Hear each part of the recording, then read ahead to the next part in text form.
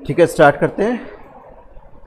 तो कल हम जो एक्सरसाइज कर रहे थे उसमें 17 में थोड़ा सा कंफ्यूजन हो गया था हमें, है ना। तो आज इसे एक बार फिर डिस्कस करते हैं। चलिए पढ़िए ज़रा, इसके स्टेटमेंट को पढ़ते हैं। पहले क्या कहना चाह रहा है।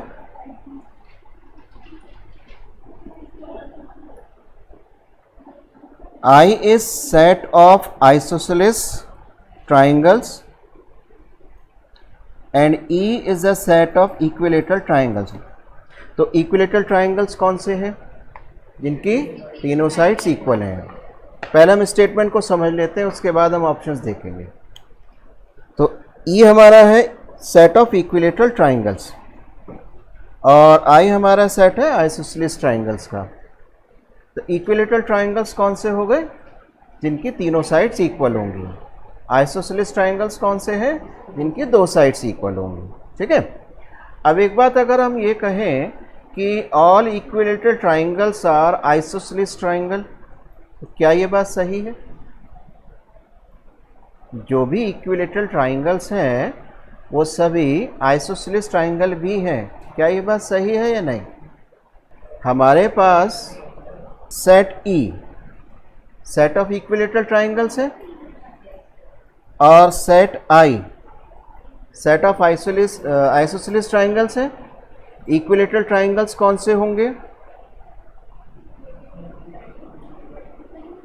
जिनकी तीनों साइड्स इक्वल होंगी, यही तो होंगे इक्विलेटरल ट्राइंगल्स। और आइसोसेलेस ट्राइंगल्स कौन से होंगे? जिनकी दो साइड्स इक्वल होंगी।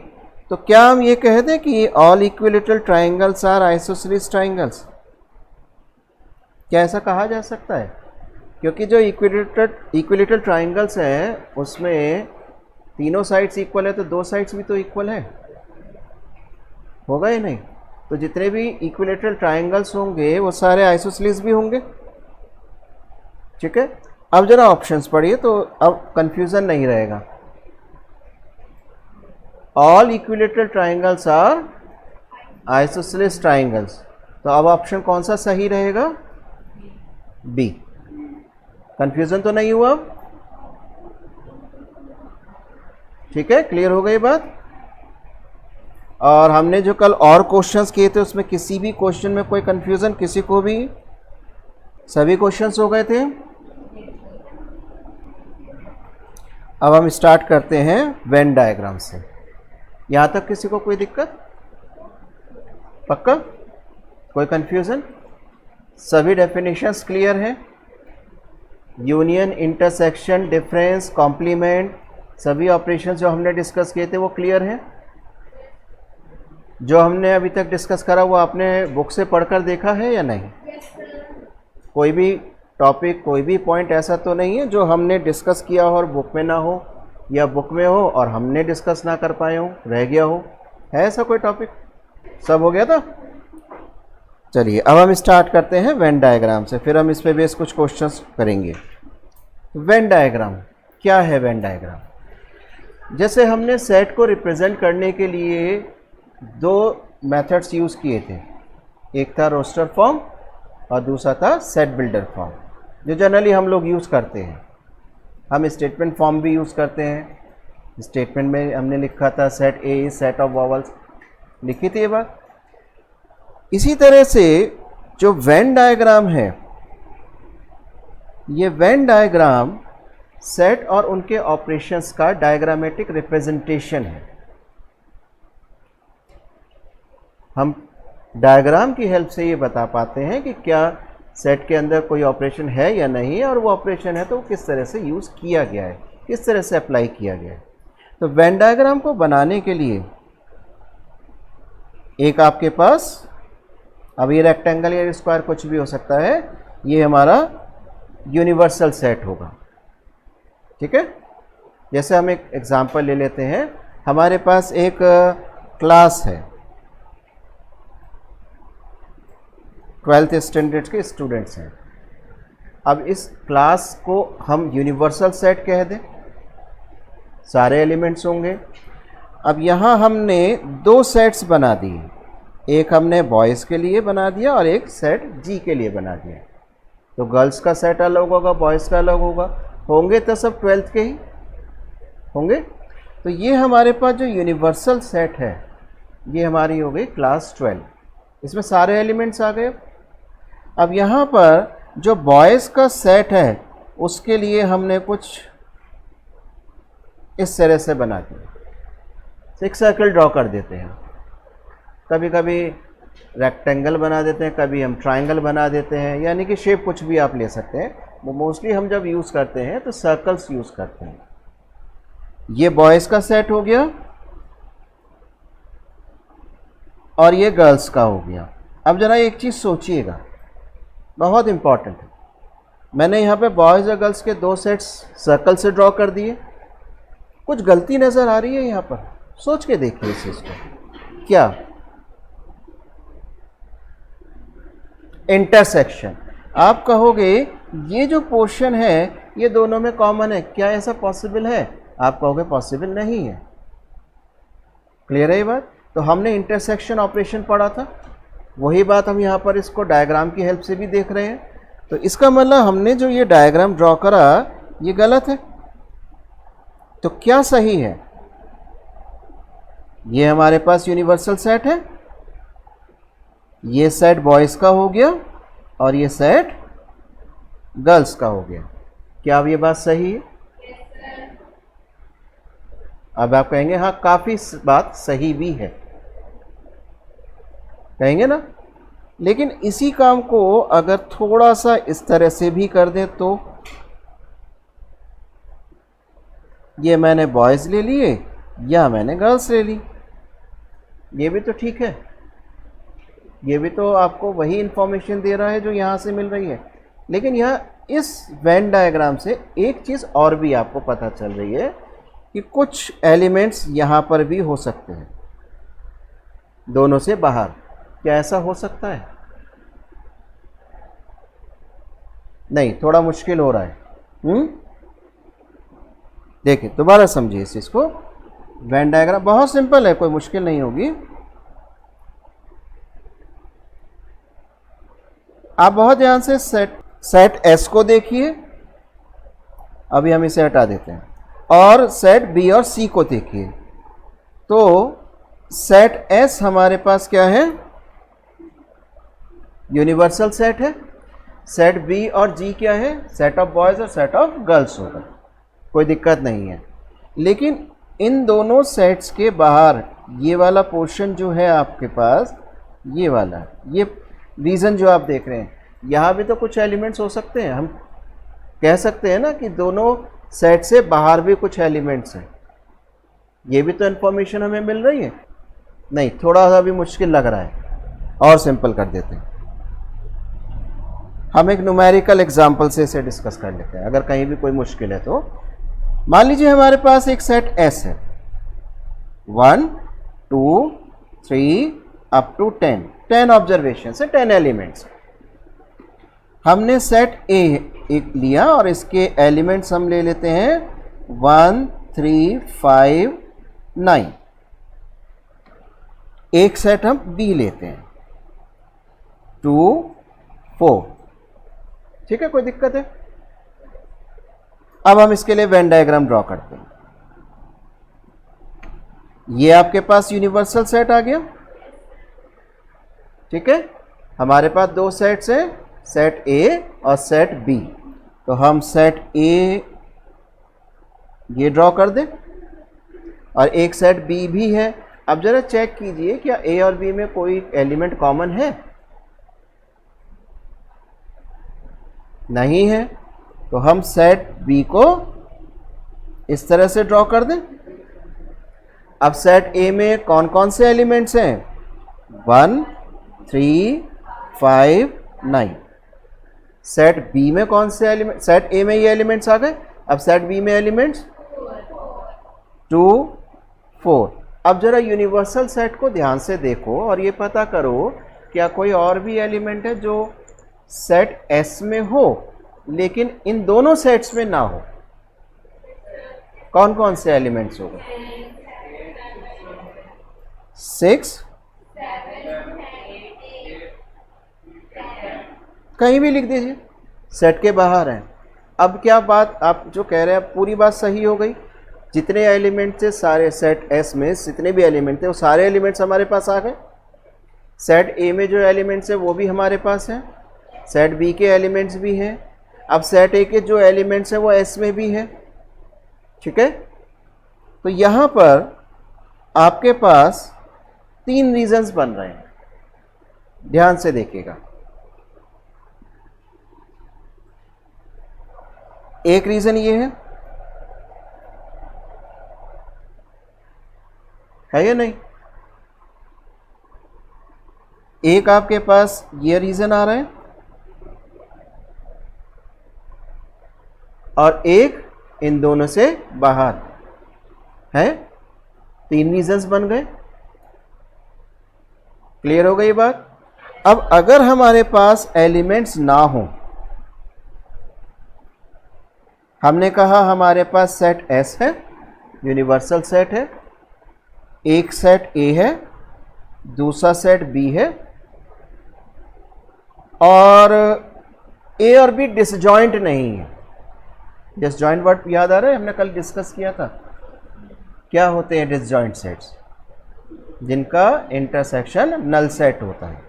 याद करो, A intersection B equal to null set, तो set A and B are disjoint set. याद आ गया, डिस्कस किया था। अब हम यहाँ ये कह रहे हैं, जो हम वेन डायग्राम ड्रॉ करेंगे कि A intersection B is not equal to null set. इसका मतलब क्या हुआ? ये दोनों में कुछ एलिमेंट कॉमन है। क्लियर है? अब इसे ड्रॉ करें। ये हमारे पास यूनिवर्सल सेट है, ठीक। ये हमारा सेट ए हो गया, और अब ए और बी में कुछ एलिमेंट्स कॉमन भी हैं।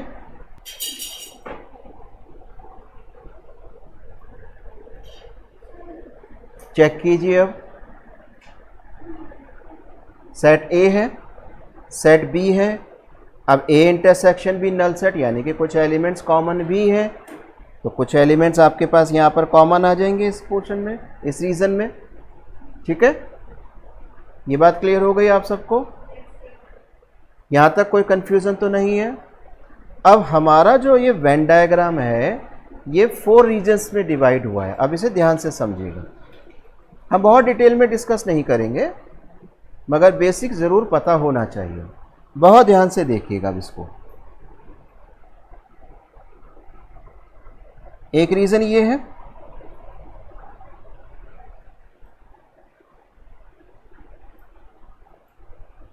एक ये वाला रीज़न है, ठीक है।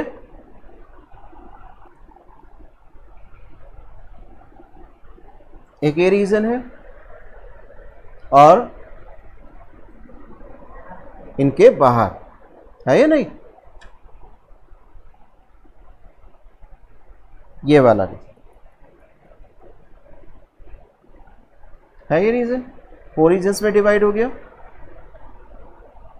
जो हमारे पास ये वाला पोर्शन है, ये जो रीजन है, ये क्या है?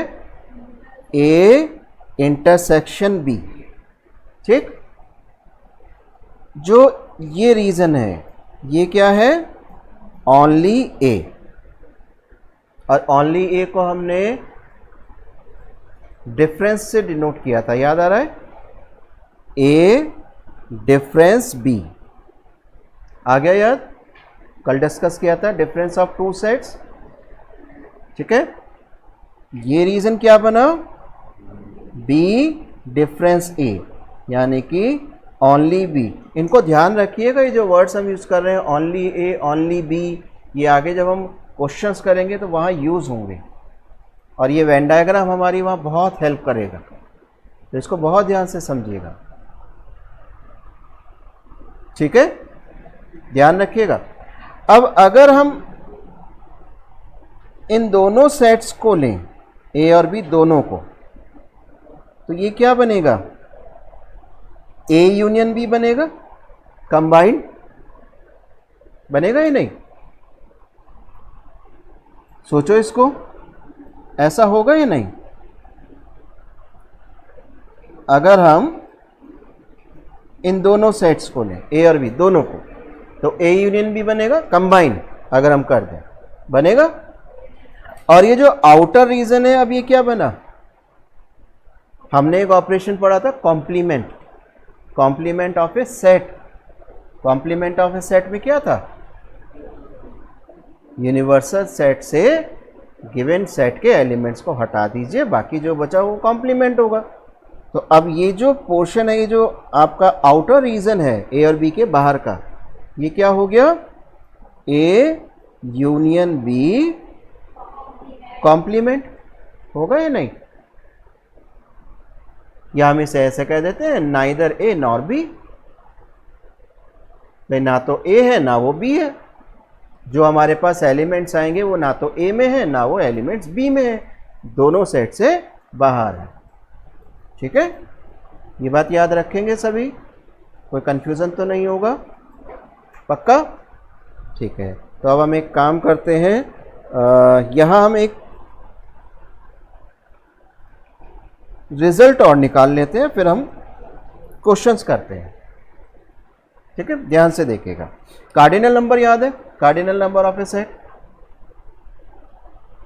Number of elements in set A union B equal to number of elements in set A plus number of elements in set B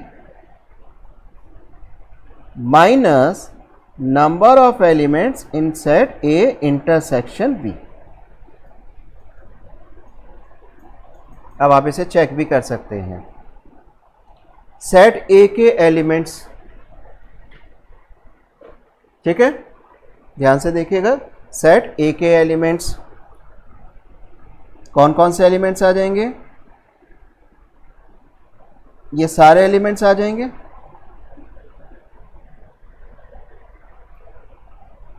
ये जो बात आपने यहां लिखी है, plus number of elements in set B, यानी कि बी के भी सारे एलिमेंट्स काउंट कर लीजिए, उसका भी कार्डिनल नंबर ले लीजिए, तो आपके पास सेट बी भी आ गया।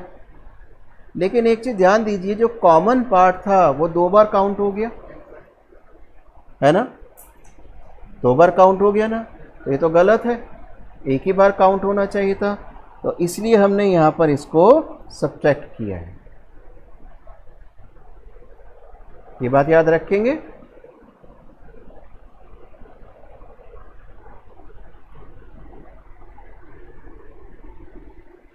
एक बार दोबारा से देखिएगा, यहां लिख रहे हैं इसको, number of element in set A union B equal to number of elements in set A plus number of elements in set B minus number of elements in set A intersection B. ठीक है, इसको हम बहुत use करेंगे अपने question को जब solve करेंगे। अब अगर ए और बी डिसजॉइंट सेट्स हों तो क्या होगा, बता सकते हैं? अगर A intersection B null set हो, दोनों में कोई भी एलिमेंट कॉमन ना हो, तो ए इंटरसेक्शन बी सेट का कार्डिनल नंबर क्या होगा? कितने एलिमेंट्स होंगे? काउंट कर सकते हो आप?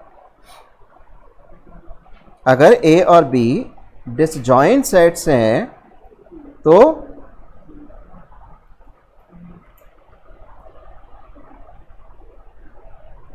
इसकी वैल्यू 0 आएगी, होगा या नहीं? आपसे पूछे भाई ए और बी आपके डिसजॉइंट सेट्स हैं, दोनों में कोई भी एलिमेंट कॉमन नहीं है, तो दोनों के जो इंटरसेक्शन सेट है उसके अंदर कितने एलिमेंट्स आएंगे? काउंट करके बताइए। तो आप कहोगे इसमें कुछ है ही नहीं, 0 एलिमेंट्स है या नहीं? तो अगर हमारे पास ए और बी डिसजॉइंट सेट्स हैं तो इस केस में number of elements in set A union B equal to number of elements in set A plus number of elements in set B. ठीक है, ये चीज ध्यान रखेंगे आप सब। कोई मुश्किल, कोई भी कंफ्यूजन? पक्का कोई कंफ्यूजन तो नहीं है? अब इसी बात को हम लेते हैं, अगर हमारे पास 3 सेट्स हों,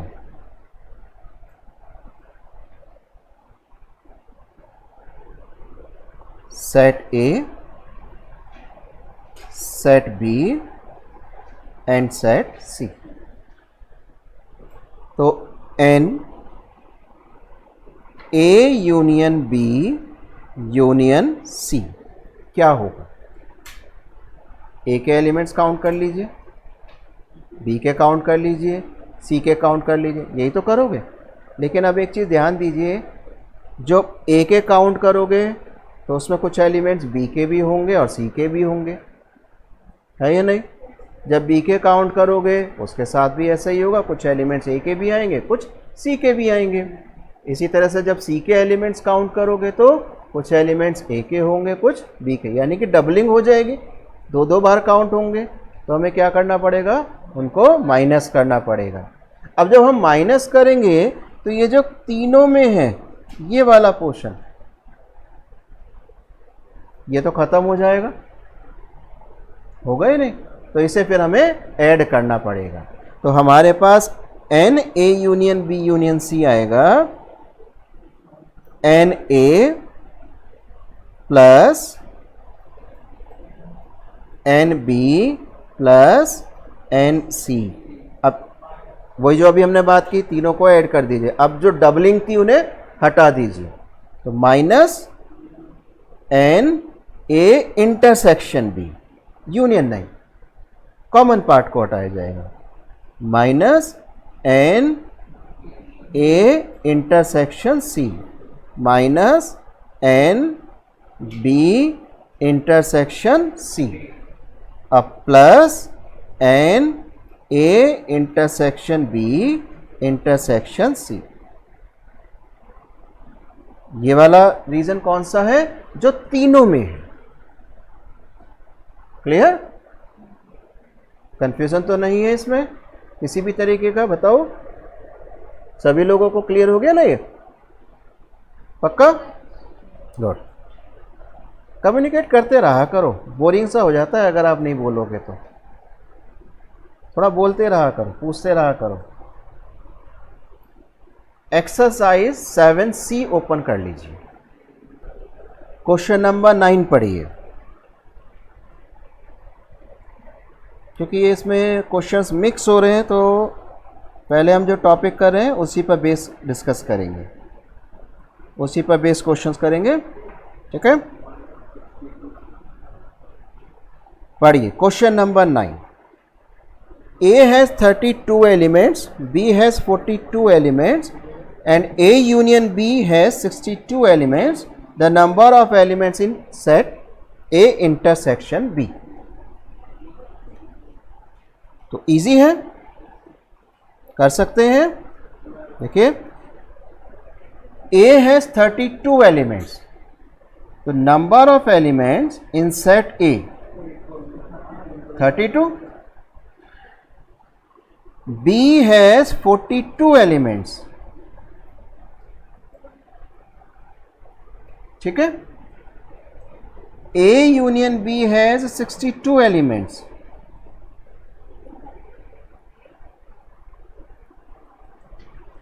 ठीक, कोई मुश्किल? अब आपसे वो क्वेश्चन क्या पूछ रहे हैं? Number of elements in A intersection B. ये तो बहुत इजी है। हमें क्या चाहिए कि ए इंटरसेक्शन बी सेट में कितने एलिमेंट्स होंगे, और अभी हमने इसको पढ़ा भी है कि number of elements in set A union B equal to number of elements in set A plus number of elements in set B minus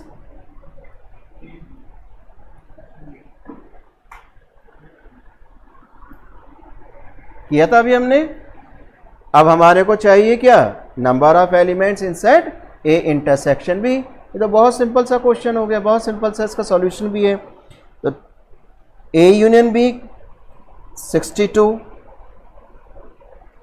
n A 32, n B 42, n B मतलब number of element in set B, minus, तो solve करके हमारे पास A intersection B का cardinal number क्या आ जाएगा?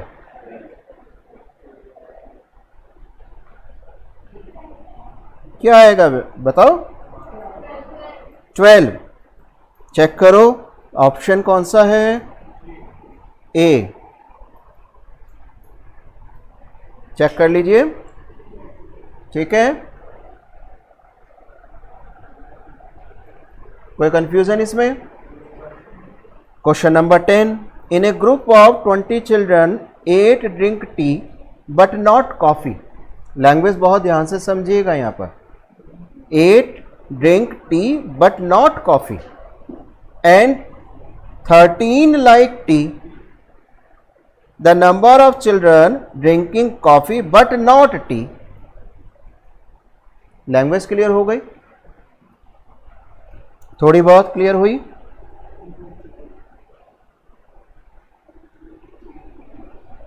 अब यहां पर आपके पास टोटल कितने एलिमेंट्स हैं?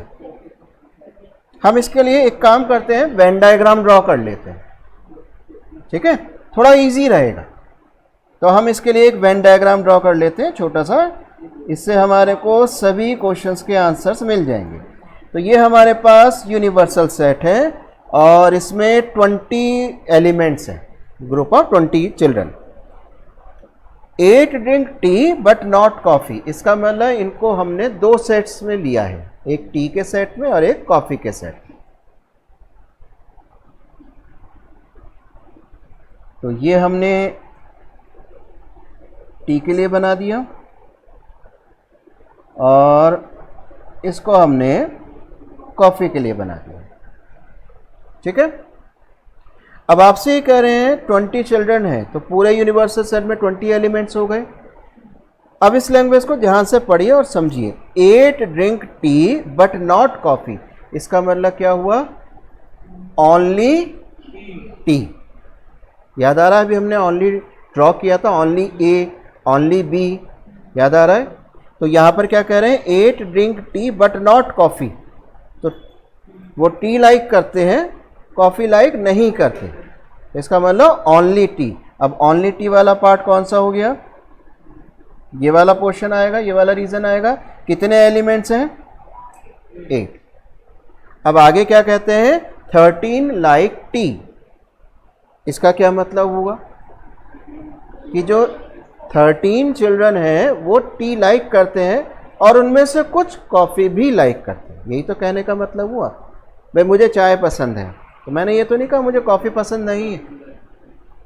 कुछ लोग होते हैं वो कहते हैं नहीं हम तो कॉफ़ी ही लाइक करते हैं, हमें चाय पसंद ही नहीं, यही तो कहते हैं। कुछ क्या कहते हैं? आप कॉफ़ी और चाय कुछ भी ले सकते हैं, दोनों हमें लाइक पसंद करते हैं, दोनों लाइक करते हैं। तो 13 लाइक टी का मतलब क्या हुआ कि वो 13 जो एलिमेंट्स हैं वो टी लाइक करते हैं, इसका मतलब उसमें कुछ कॉफ़ी भी लाइक करेंगे। अब 13 एलिमेंट जो आपके आएंगे वो कहाँ आएंगे? पूरे टी सेट में आएंगे, मतलब इस सेट टी में आ जाएंगे। अब इसमें 8 वो हैं जो केवल टी लाइक करते हैं, तो बाकी कितने बचे जो दोनों लाइक करते हैं? 5 बचेंगे या नहीं? क्यों भाई? टोटल जो टी लाइक करने वाले हैं वो कितने हैं? 13 है। अब 8 वो हैं जो केवल टी लाइक करते हैं, तो बाकी कौन से बचे? जो दोनों लाइक करते हैं। तो टोटल हमारे पास 13 थे जो टी लाइक करते हैं। 8 एलिमेंट कौन से हैं जो केवल टी लाइक करते हैं, कॉफी लाइक नहीं करते। तो बाकी बचे 5 एलिमेंट्स कहाँ गए आपके? यहां आ गए। अब इन्होंने आपसे ये पूछा था कि नंबर ऑफ चिल्ड्रन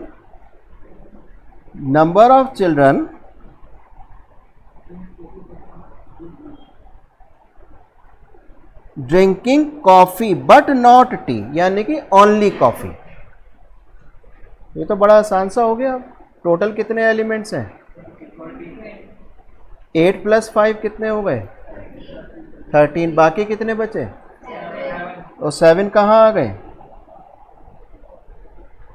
इन्होंने कहीं, अब यहां एक क्वेश्चन ये आता है, ऐसा भी तो हो सकता है दोनों में से कोई भी लाइक ना करें। ये भी तो पॉसिबल था, ये भी तो पॉसिबल था। लेकिन अगर ऐसी कोई कंडीशन होती तो ये आपको यहाँ लिखते, कहीं ना कहीं आपको ये बात बताई जाती है कि कुछ एलिमेंट्स ऐसे हैं, कुछ चिल्ड्रन ऐसे हैं जो दोनों में से कुछ भी लाइक नहीं करते।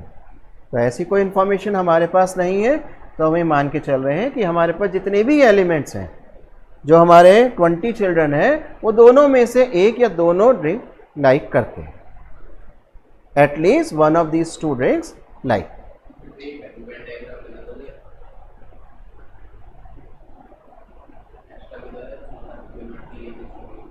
क्या चीज? कहाँ लिखा है? हाँ, अच्छा, वो आउटर रीजन आप देख रहे हो, आउटर रीजन के लिए कह रहे हो ना?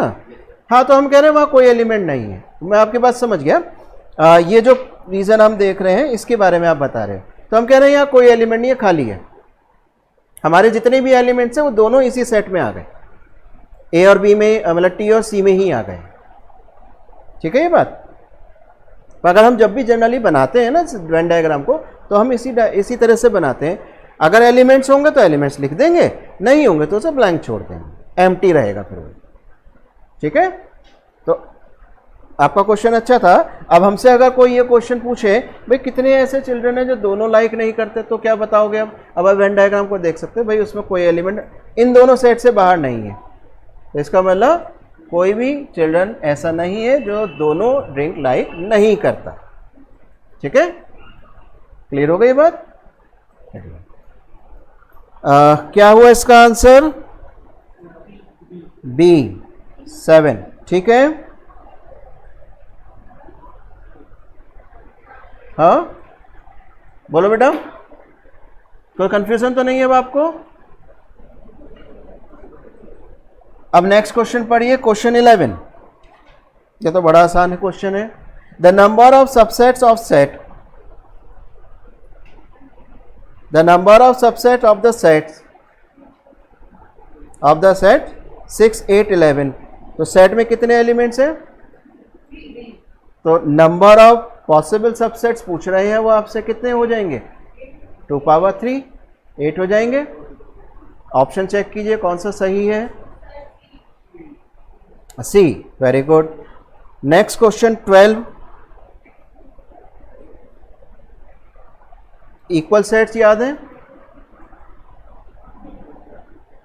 इक्वल सेट्स याद है? और इक्विवेलेंट सेट्स दो हमने कल डिस्कस किए थे, equal sets and equivalent sets. Difference याद है दोनों में? इक्वल सेट्स क्या थे? A and B are equal if A is subset of B and B is subset of A. ये थे इक्वल सेट्स। और इक्विवेलेंट सेट्स क्या होंगे? कार्डिनल नंबर सेम होंगे। ठीक है ना? ये डिफरेंस ध्यान रखिएगा। चलिए क्वेश्चन नंबर 12 हम डिस्कस करते हैं। हमारे पास 3 सेट्स हैं, set B, set R and set S. अब आपसे ये कह रहे हैं these 3 sets are equal to one another if x is equal to. अब हम एक्स की क्या वैल्यू लें तीनों सेट्स इक्वल हो जाए? कौन सी वैल्यू हम एक्स की लें? हमारे पास ऑप्शंस हैं -2, 2, 1/2 एंड नन ऑफ दीज। अब तीनों सेट्स एक दूसरे के इक्वल कब होंगे? जब एलिमेंट और नंबर ऑफ एलिमेंट दोनों सेम हो जाएं, तभी तो कहेंगे कार्डिनल नंबर भी सेम हो और एलिमेंट्स भी सेम हो। तो कौन से एलिमेंट्स हो सकते हैं? अब देखिए इसको कैसे करेंगे, बहुत डिटेल में कैलकुलेशन करने की जरूरत नहीं है, यहां से आप ऑप्शन से लीजिए। फर्स्ट ऑप्शन -2 है, -2 है। आप x के प्लेस पर -2 पुट कीजिए, क्या ये सेटिस्फाई हो गया? -2 + 2 0 आ गया। क्या ये इसको भी सेटिस्फाई कर रहा है x की ये value? X square plus 2x को सेटिस्फाई कर रही है। क्या x इक्वल टू -2 इसको भी सेटिस्फाई कर रही है? चेक करो, चेक कर लिया, तीनों कर रही है। तो x की वैल्यू -2 ली जा सकती है। अब जरा इसको 2 और 1/2 के लिए भी चेक करो, तो सेटिस्फाई होगी नहीं, x की वैल्यू आप 2 ले ही नहीं सकते, क्योंकि अगर आप x की वैल्यू 2 लेंगे तो 2 + 2 तो 4 आएगा, नॉट इक्वल टू 0। तो ये ऑप्शन तो गलत हो गया। अगर आप 1/2 लेते हैं तो क्या ये इक्वेशन सेटिस्फाई हो जाएगी? अगर हम x की वैल्यू 1/2 पुट कर दें, नहीं होगी, ये भी नहीं होगा। अब नन ऑफ दिस हम ले नहीं सकते, क्योंकि -2 पर तीनों सेट्स इक्वल बन रहे हैं।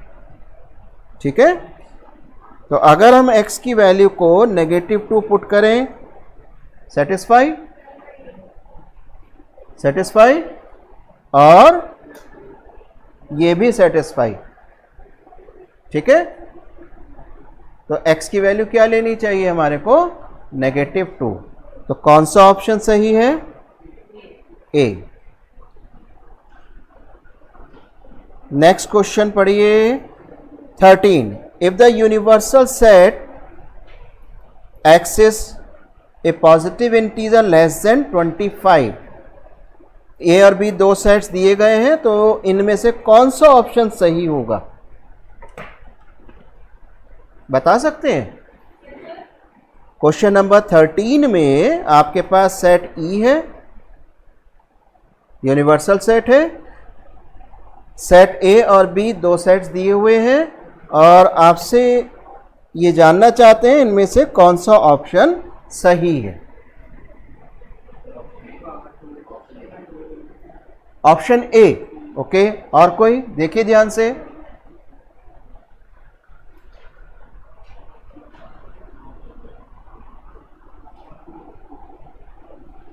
कल हमने एक लॉ पढ़ा था, डे मॉर्गन्स लॉ, याद आ रहा है? तो यहाँ कैलकुलेट करने की ज़रूरत नहीं है, डे मॉर्गन्स लॉ की हेल्प से भी आप इसे देख सकते हैं। ऑप्शन ए को ध्यान से देखिए, A union B whole complement equal to A complement, A intersection B whole complement equal to A complement union B complement. De Morgan's rule से अगर हम देखें तो ये बात ठीक है, हमने कल चेक भी किया था। सेकंड ऑप्शन को भी एक बार देख लीजिए, तो सेकंड ऑप्शन में ये दोनों ऑपरेशन सेम है, ये सही नहीं हो सकता। नल सेट नहीं मिल रहा है आपको, नन ऑफ दीज भी नहीं है, तो बेस्ट ऑप्शन क्या आपके पास आ रहा है? ए। तो यहाँ आपको कैलकुलेशन करने की ज़रूरत नहीं है, अगर फिर भी आपको डाउट हो तो एक बार जल्दी से कैलकुलेशन करके देख भी सकते हैं। ठीक है, तो इसका ऑप्शन कौन सा सही होगा? ए। ठीक है, तो कंफ्यूजन? वेल, आप समझ रहे हैं यहां हमने किस तरह से इसके ऑप्शन को चेक करा है, डे मॉर्गन्स लॉ की हेल्प से डायरेक्ट चेक कर लिया।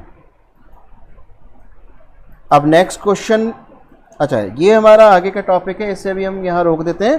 क्वेश्चन नंबर 16 पर आ जाइए। ये भी टॉपिक हमारा जो क्रॉस वाला है भी हम पढ़ेंगे। 16, क्वेश्चन नंबर 16 पढ़िए। A town has total population of 50,000, out of it 28,000 read newspaper X, 23,000 read newspaper Y, 4,000 read both newspapers. अब देखिए इस क्वेश्चन में बेटा, जैसे आपने ये बात कही थी कि वेन डायग्राम में बाहर जो हमारा रीजन है उसमें कुछ भी नहीं है, वो बात देखिए यहाँ इन्होंने आपको क्वेश्चन में बताई है, number of persons not reading X and Y both, यानी कि वो एलिमेंट्स जो दोनों सेट से बाहर है। समझ में आ गया? कर सकते हैं आप इसको, कैसे करेंगे? वेन डायग्राम बना के देख लेते हैं।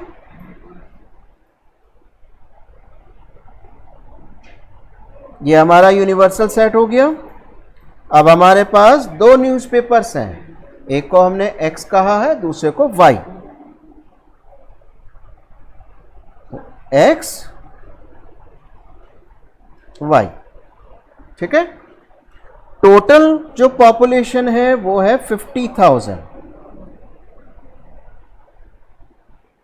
ठीक है। Out of it 28,000 read newspaper X, 23,000 read newspaper Y and 4,000 read newspaper X and Y both. तो एक काम करते हैं, थोड़ा कैलकुलेशन को इजी बनाने के लिए हम 1,000 को अलग कर लेते हैं, 1,000 को एक यूनिट मान लेते हैं। तो आपके पास कॉमन एलिमेंट्स कितने आ गए? 4 आ गए। 4 को 1,000 से मल्टीप्लाई कर दीजिए तो 4,000 आ जाएंगे। तो 1,000 को एक यूनिट मान लिया, थोड़ी कैलकुलेशन इजी हो जाएगी। आप डायरेक्ट भी कर सकते हैं और कैलकुलेशन को थोड़ा सिंपल बनाना है तो 1,000 को एक यूनिट मान लीजिए। तो आपके पास कॉमन एलिमेंट्स कितने हैं? 4 हैं, 4,000 है। अब 28,000 रीड न्यूज़पेपर X, यानी कि 28 मान लेते हैं, 1,000 को एक यूनिट ले लीजिए। अब X न्यूज़पेपर X पढ़ने वाले कितने एलिमेंट्स हैं? 28, उसमें से 4 दोनों पढ़ते हैं, तो केवल न्यूज़पेपर X पढ़ने वाले कितने बच गए? 24,000 बच गए, यानी कि 24 हो गए। 1,000 को यूनिट ले लिया है हमने, ठीक है। कोई कंफ्यूजन तो नहीं हो रहा है। और 23 रीड न्यूज़पेपर Y, तो ओनली Y कितने बचे? 19, यानी कि 19,000। क्लियर हो गई बात? आपसे ये जानना चाहते हैं ऐसे कितने पर्सन्स हैं जो दोनों में से कोई भी न्यूज़पेपर नहीं पढ़ते। तो आपके पास टोटल कितने हैं? 50,000। न्यूज़पेपर X और Y दोनों में कंबाइंड टोटल कितने एलिमेंट्स आ गए? 47,000। इन दोनों को जब आप कंबाइन कर देंगे तो 47 आ गए। कितने बच गए? तो 3,000 ऐसे एलिमेंट्स हैं जो दोनों में से कोई भी न्यूज़पेपर नहीं पढ़ते। इजी हो गया हमारा कैलकुलेशन का काम भी, और हम किसी भी क्वेश्चन का अब आंसर भी दे सकते हैं। अब अगर वो इसी क्वेश्चन में आपसे पूछ लें ओनली X, केवल न्यूज़पेपर X पढ़ने वाले कितने एलिमेंट्स हैं, कितने पर्सन्स हैं, तो 24,000 हो जाएंगे। ओनली Y 19,000 हो गए, ठीक है। अब यहां पर एक क्वेश्चन आपसे पूछ रहे हैं, बहुत ध्यान से सुनिएगा। हमारे इस क्वेश्चन में नहीं है मगर मैं आपसे पूछ रहा हूं, ऐसे कितने पर्सन्स हैं जो केवल एक न्यूज़पेपर पढ़ते हैं? Only one. 23।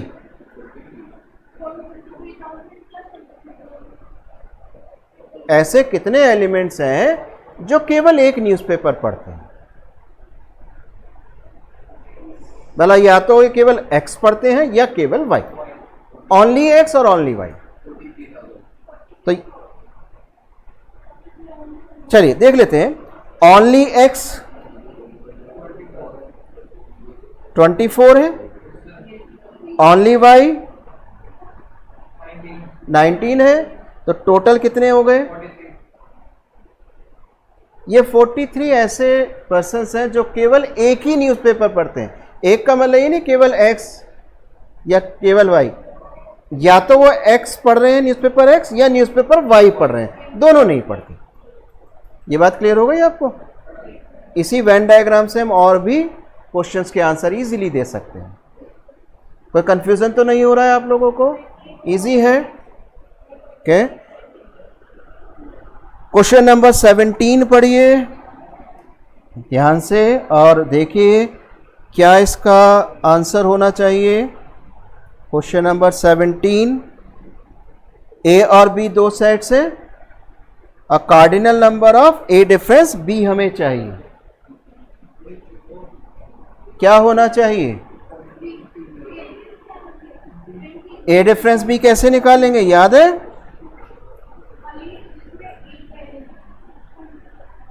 ए डिफरेंस बी कैसे निकालोगे? ठीक है, तो दोनों में कॉमन एलिमेंट्स कौन कौन से? 1 and 3। तो सेट ए में कितने एलिमेंट्स हैं? 2 हटा दीजिए, कितने बच गए? 3। ठीक है, क्लियर? अभी हम 19 नंबर, क्वेश्चन नंबर 19 पढ़िए। अब ये फंक्शन वगैरह अभी हम डिस्कस करेंगे, तब आगे लेंगे इसको। Question number 19।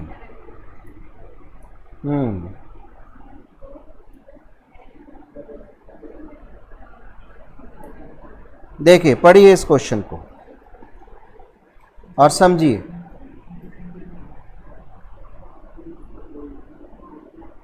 At a certain conference of 100 people, there are 29 Indian women and 23 Indian men.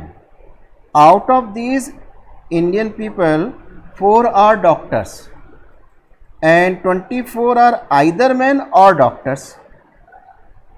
There are no foreign doctors. The number of women doctors attending the conference is. है interesting question. Question की language clear हो गई?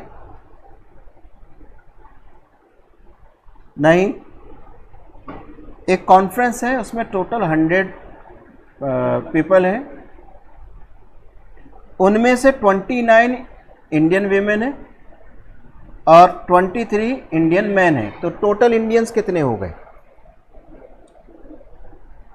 Total Indians कितने हो गए? 52। Foreigners कितने हो गए? भाई बाकी का क्या बचेंगे? फॉरेनर्स ही तो बचे। अब 48 फॉरेनर्स हो गए। चलो, out of these Indian people 4 are doctors. अब जो इंडियंस हैं 48 बोला आपने? 52 इंडियंस। तो 52 में से 4 डॉक्टर्स हैं, ठीक है, और 24 या तो मैन है या डॉक्टर्स हैं। क्लियर हो गई बात? 4 इंडियन डॉक्टर्स हैं। अब उसमें मैन भी हो सकते हैं, वेमेन भी हो सकती है। हो सकता है सारे मैन, हो सकता है सारे वीमेन, कुछ भी हो सकता है। अब इन्होंने आगे ये कहा है 24 आर आइदर मैन और डॉक्टर्स। ये बात क्लियर हो गई? कोई कंफ्यूजन तो नहीं है अब यहाँ पर? क्वेश्चन इनका ये है, इन्होंने आगे ये बात क्लियर कर दी है कि कोई भी डॉक्टर फॉरेनर नहीं है, जितने भी डॉक्टर हैं सारे इंडियंस हैं। तो 48 का तो हटा ही दीजिए, ठीक है। अब number of women doctors attending the conference, ये आपसे पूछा गया है। तो अगर हम ये पता कर लें कि कितने इंडियन मैन डॉक्टर्स हैं, तो आराम से हमारे को वीमेन का पता चल जाएगा। अगर हम ये पता कर लें कितने इंडियन मैन डॉक्टर हैं, तो वीमेन कितनी है डॉक्टर्स है वो पता चल जाएगा, क्योंकि जितने भी डॉक्टर्स हैं वो सारे इंडियन हैं और 4 डॉक्टर्स हैं। क्लियर हो रही है ये बात? तो यहाँ पर हम वही इंफॉर्मेशन यूज करेंगे जिसकी हमें ज़रूरत है। अब देखिए क्या है, ये हमारे लिए इंपॉर्टेंट है, ये वाली लाइन भी हम इसको यूज करते हैं, और एक हम यूज करते हैं यहाँ इसको और इस बात। मैन कितने हैं? 23। दोबारा लिख देते हैं। ये मैन हो गए आपके पास, ये डॉक्टर्स हो गए, ये मैन और डॉक्टर्स हो गए। तो आपके पास मैन कितने हैं इस कॉन्फ्रेंस में? 23। डॉक्टर्स कितने हैं?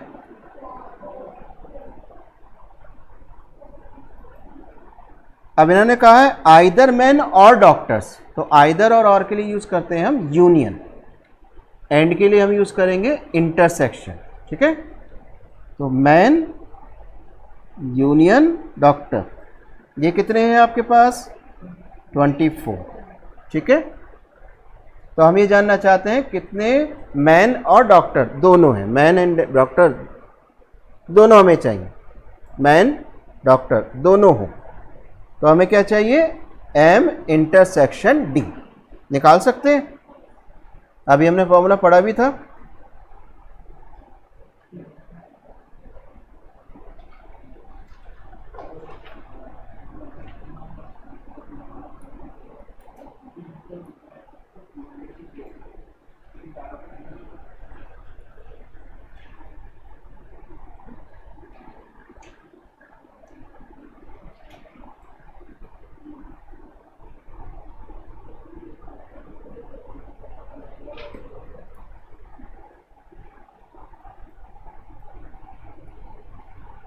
ये इंफॉर्मेशन हमारे पास है।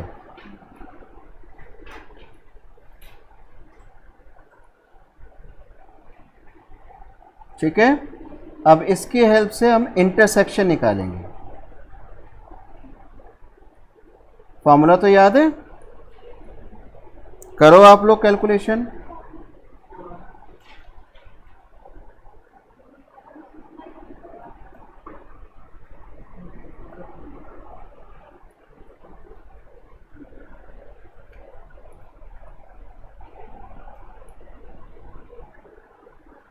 तो 23 plus 4 minus N M intersection D।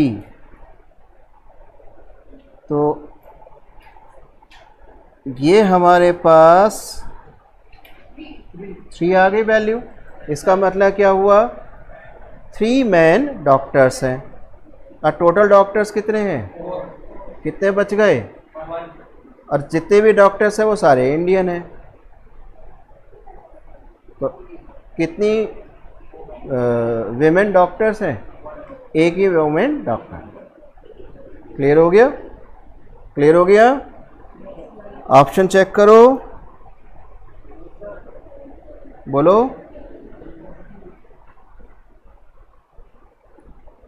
कोई कंफ्यूजन तो नहीं है, वेरी गुड। चलिए क्वेश्चन नंबर 20 पढ़िए अब।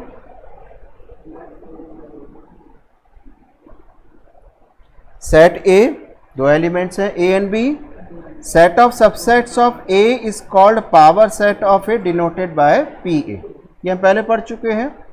अब number of elements in P A, इसका मतलब है cardinal number of set P ए।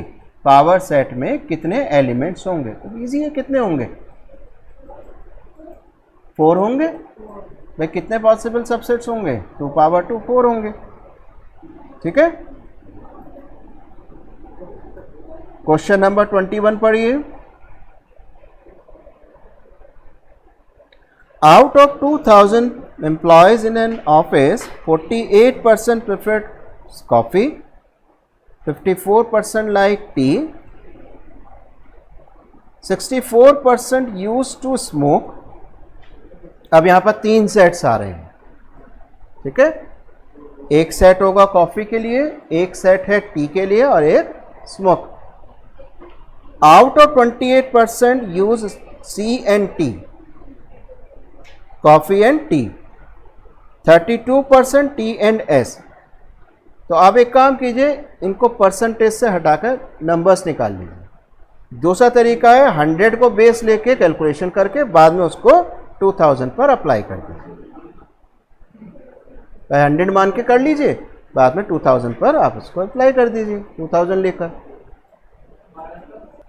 चलो बताइए आप लोग, टोटल एम्प्लॉयज कितने हैं हमारे पास, 2000। कॉफी लाइक करते हैं 48%, तो कितना आ जाएगा इसका कार्डिनल नंबर। भाई 2000 एम्प्लॉयज हैं, उसमें से 48% कॉफी प्रेफर करते हैं, तो कितने एम्प्लॉयज प्रेफर करते हैं, 960। कितने एम्प्लॉयज टी प्रेफर करते हैं, 54%।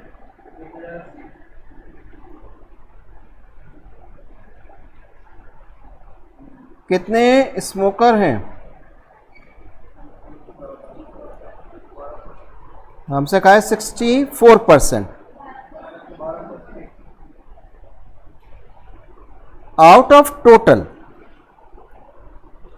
The total 28% use coffee and tea. C intersection T 28%, total का 28% का है, कितना आएगा?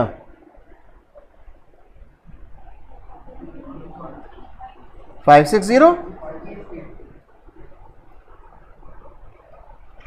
32% use T and S,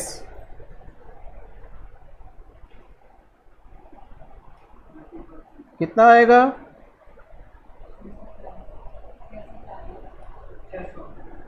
600 नहीं, 32% है, 32% हो गया ना, 640 हो गया। C इंटरसेक्शन S 30%, ठीक है। और आगे वो क्या कहते हैं आपसे, 6% did, only 6% did none of this.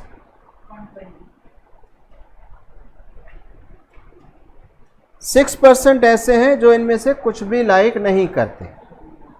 अब जरा इसे देखिएगा, 6% कौन से हो गए? None of this. देखिए पहले इसका वेन डायग्राम ड्रॉ कर लेते हैं। ये हो गया कॉफ़ी के लिए, ये टी के लिए हो गया, और ये एस के लिए। क्लियर? अब यहां पर जो एलिमेंट्स हैं वो 6% हैं, 6% ऑफ 2000, तीनों में से कुछ भी लाइक नहीं करते। तो कितने एम्प्लॉयज़ हैं जो तीनों को में कुछ भी लाइक नहीं करते? 120। तो यहाँ 120 एलिमेंट्स आ गए। टोटल एलिमेंट्स कितने हैं आपके पास? 2000। अब ये 2000 पूरे सेट एस में डिस्ट्रीब्यूट हो गए हैं। ये आपका, मैं अब यहाँ एस यूज़ कर रहे हैं हम, तो यूनियन से इसको रिप्रेजेंट कर रहा हूँ, यूनिवर्सल सेट को, क्योंकि एस हम यूज़ कर रहे हैं। तो पूरे यूनिवर्सल सेट में कितने एलिमेंट्स हैं? 2000। उनमें से 120 ऐसे हैं जो तीनों में से कुछ भी लाइक नहीं करते। ये बात हो गई। तो बाकी कितने बच गए जो तीनों में से कुछ भी 1, 2, तीनों लाइक करते हो? कितने हो गए? Number of element in set C union T union S, ये कितने आ गए? 2000 माइनस 120, कितने बच गए?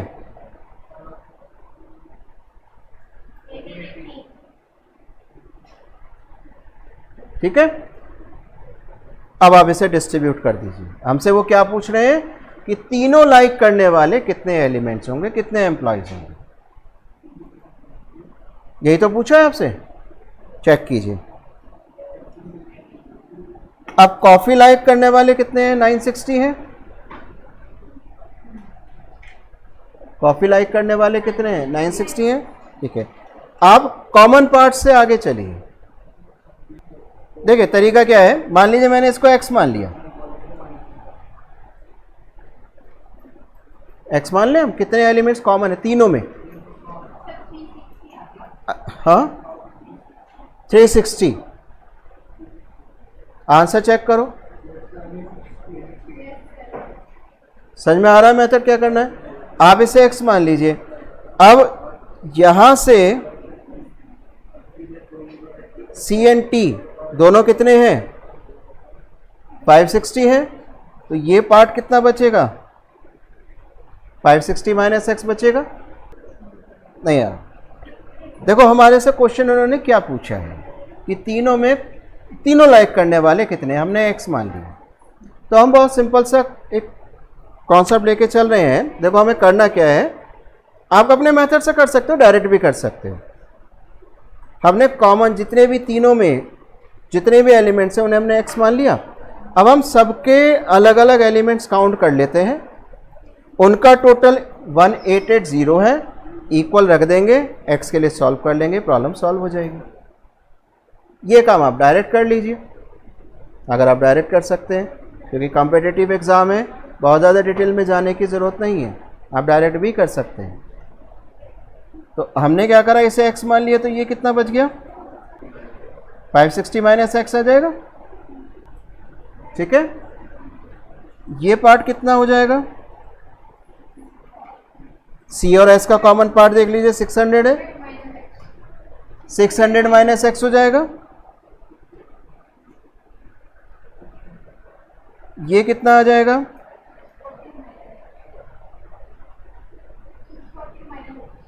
c 960 है। अब इसमें से इन तीनों को माइनस कर दीजिए। भाई ओनली c कैसे निकालोगे, इसमें से आप इन सबको हटा दीजिए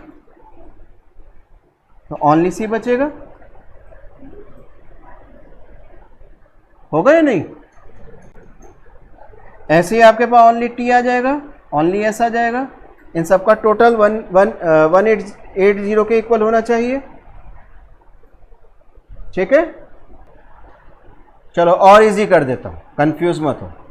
देखो C T S ये हो गया,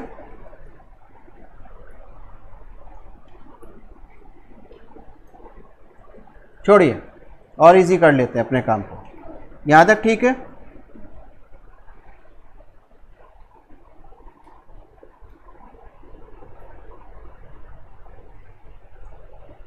ये वैल्यू कितनी आ गई हमारे पास,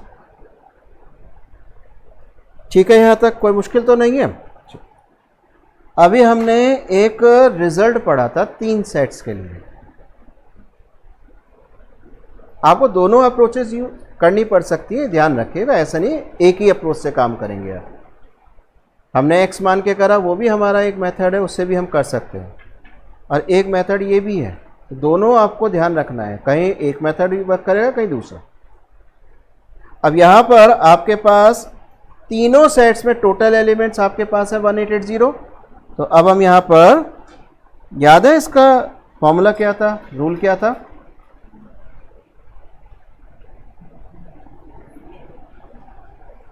आ गया याद।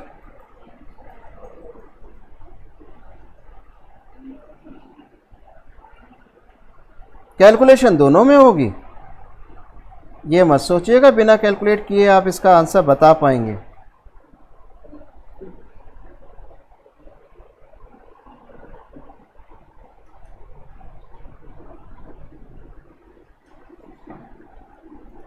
अब बताओ, अब इजी हो गया,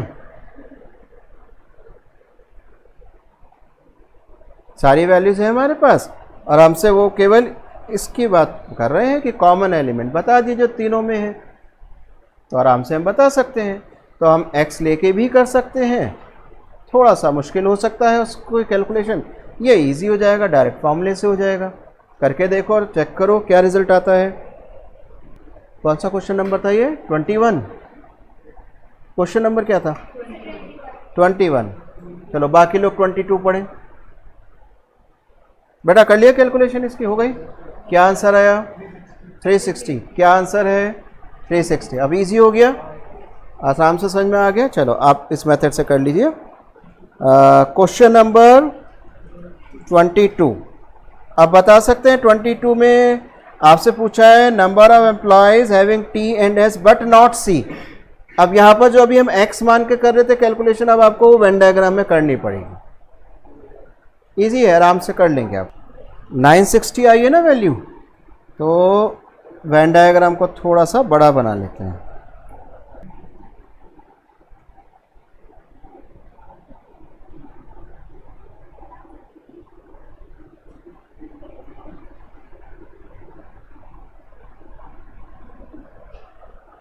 कॉमन एलिमेंट्स कितने हैं, 360। ठीक है, C और S में दोनों में कॉमन एलिमेंट 560 है। ठीक है, तो यहाँ कितने एलिमेंट्स आएंगे? टी था, हाँ टी था, एक कॉफ़ी है और एक टी है, ठीक कह रहे हो आप। एस तो हमने यहाँ लिखा है, ये टी आएगा, चलिए ये टी हो गया। सी और टी दोनों में कितने एलिमेंट्स हैं? 560 है, 360 तीनों में कॉमन है, तो केवल सी और टी में कितने आ गए? यहाँ पर कितने एलिमेंट्स आ जाएंगे? कितने? 200। यहाँ कितने एलिमेंट्स आएंगे? टी और एस में कितने एलिमेंट्स हैं? 640, तो 360 माइनस कर दीजिए, 280। चेक कर लेना। यहाँ कितने एलिमेंट्स आएंगे? सी और एस में कॉमन एलिमेंट्स है 600, 360 माइनस कर दीजिए, 240। टी में कितने? ओनली टी में कितने एलिमेंट्स बचे? तो 1080 एलिमेंट्स से यहां कितने एलिमेंट्स बचेंगे भाई? 200, 360 और 280 को माइनस कर दीजिए। ओनली टी कहा ना आपसे। इसका बेनिफिट ये मिलेगा कि जो आगे के क्वेश्चंस हैं वो एक बार में हम उनका आंसर सर्च कर लेंगे, वरना कैलकुलेशन बार बार करनी पड़ेगी। कितना आया?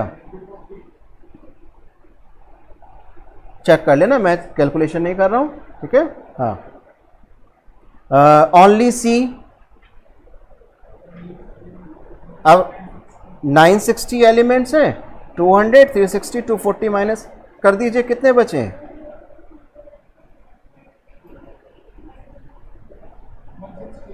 160। चेक कर लेना बच्चों। अब ओनली एस,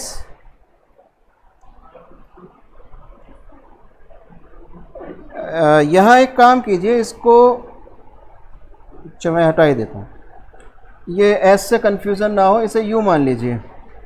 शायद पहले भी हमने एस लिखा हुआ है, इसे यू लिख लीजिएगा, कंफ्यूजन नहीं होगा फिर।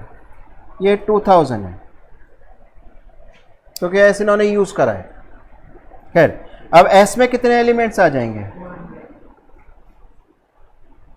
अब जरा अपना नेक्स्ट क्वेश्चन पढ़िए, उसका जवाब, उसका आंसर क्या है? Number of employees having T and S but not C. T and S but not C, तो टी और एस कॉमन पार्ट आ गया। टी और एस का कॉमन पार्ट क्या होगा? ये वाला होगा, लेकिन इसमें सी नहीं आना चाहिए, तो कितना बचा? Only T and S, 280। Only T and S, clear? T and S but not C, T and S but not C, तो टी और एस तो होगा मगर सी नहीं होगा, तो कौन सा रीजन बचेगा हमारे पास? ये वाला 280। नेक्स्ट क्या है? Question number 23, number of employ prefer only coffee. Only coffee 160, only coffee, बाकी कुछ लाइक नहीं करते, तो आपके पास ओनली कॉफी, ये वाला रीजन आ जाए। क्लियर हो गया? वेन डायग्राम को कैसे यूज करना है, ये बात कुछ क्लियर हुई या नहीं? बाकी जो क्वेश्चंस इसमें हैं वो अभी हम आगे जब करेंगे टॉपिक तब डिस्कस करेंगे। बताएं, कोई क्वेश्चन हो जिसे आप डिस्कस करना चाहें? सभी पॉइंट्स क्लियर हैं आपको?